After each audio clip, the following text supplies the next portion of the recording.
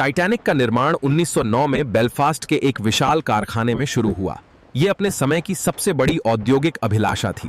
Titanic का निर्माण Harland और वुल्फ नामक प्रसिद्ध निर्माण कंपनी ने किया था। यह संगठन विशाल जहाज बनाने के लिए दुनिया भर में जाना जाता था। टाइटैनिक की संपूर्ण रचना महान अभियंता थॉमस एंड्रूज ने तैयार की। वे इसे अत्यंत सुरक्षित मानते थे। किस्मत ने परंतु इसके लिए दूसरा ही अध्याय लिख रखा।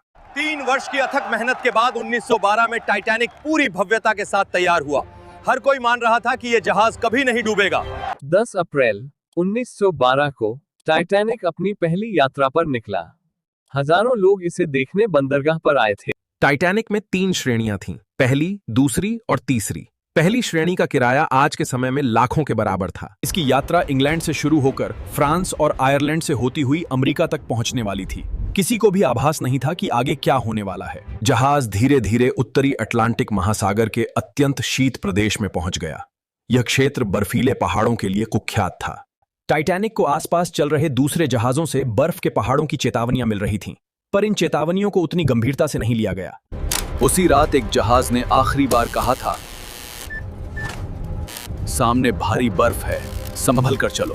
14 अप्रैल की रात 11:40 पर जहाज का दायां भाग एक विशाल बर्फ पर्वत से टकरा गया। पानी 5 कक्षों में एक साथ घुसने लगा। जब टाइटैनिक बर्फ से टकराया तो उसके दाएं हिस्से की लोहे की दीवारें भीतर की ओर मुड़ गईं। इस चोट ने जहाज के 5 जलरोधी कक्ष एक साथ खोल दिए और कुछ ही मिनटों में ठंडा समुद्री पानी कई परतों में भरने लगा। यही वो क्षण था जिसने टाइटैनिक को डूबने के रास्ते पर डाल दिया। इस दुर्घटना में लगभग 1500 लोगों की मृत्यु हो गई। केवल 700 यात्री ही किसी प्रकार बच सके। सुबह तक कारपैथिया नाम का जहाज मदद के लिए पहुंच गया। कांपते हुए लोग जीवन की आशा में छोटी नावों में बैठे थे।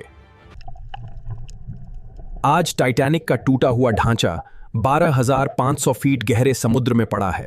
अंधकार में ढका ये मलबा धीरे धीरे मिट रहा है, पर इसकी कहानी दुनिया को आज भी विचलित कर देती है।